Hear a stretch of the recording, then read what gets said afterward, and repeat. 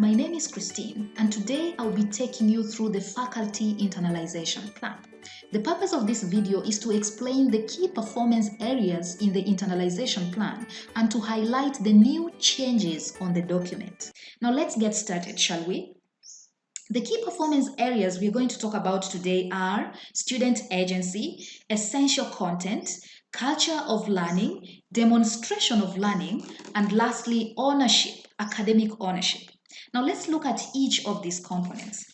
If you choose to focus on student agency, it means your concern is with guiding students to construct knowledge meaningfully and monitor their own learning by emphasizing student choice, responsibility, challenge, intrinsic motivation, and ownership of the learning process.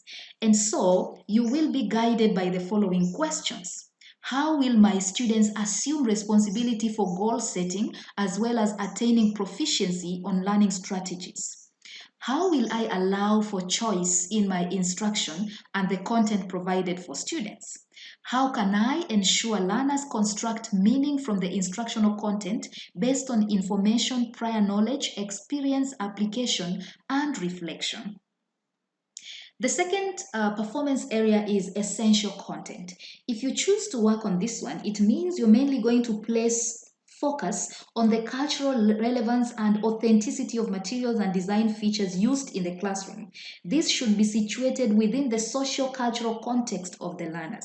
You will be guided by questions like, how can I ensure I incorporate materials which reflect the cultural, social, and regionally relevant needs of my students? How will I allow for choice in my instruction and the content provided for the students? What do I expect to address in my classroom to avoid any students' experiences leading to inequities or privileges? The next performance area of focus is culture of learning. If you choose to work on this one, it means your focus is on encouraging students to explore the depth of their surrounding and question their stance and position in society and the world, encouraging them to think deeply about the material. So you'll be guided by questions like, how can I create space, a safe space for sometimes difficult conversations about current events and culture, and what difficult conversations may arise due to the curriculum content? How can I get students to deeply explore and question the course materials and empower students to share thoughts?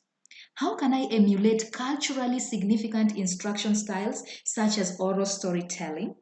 The fourth performance area is demonstration of learning. Now, with this performance area, you are mainly focusing on tiered instruction and differentiated learning. So, you practice tiered instructional techniques to group students in various ways in order to effectively challenge them cognitively. And then, you practice differentiated instruction by ensuring that learning resources have been designed and developed with the goal of effectively supporting a wide group of learners and learning preferences. And so you'll be guided by questions like, how do I know what tier my students will fit into? Or assessments that I should give them. How will I use this data to enhance learning? How can I effectively manage a session and meet individual student needs, ensuring they are at their own pace? How can I maximize my role when engaging in various media and platforms? Finally, the last performance area is academic ownership.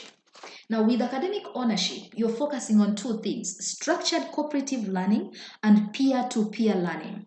So unlike group work where the group is simply given the task to be performed and each person in the group is free to contribute as he or she wishes, in structured cooperative learning, each member is assigned a particular role.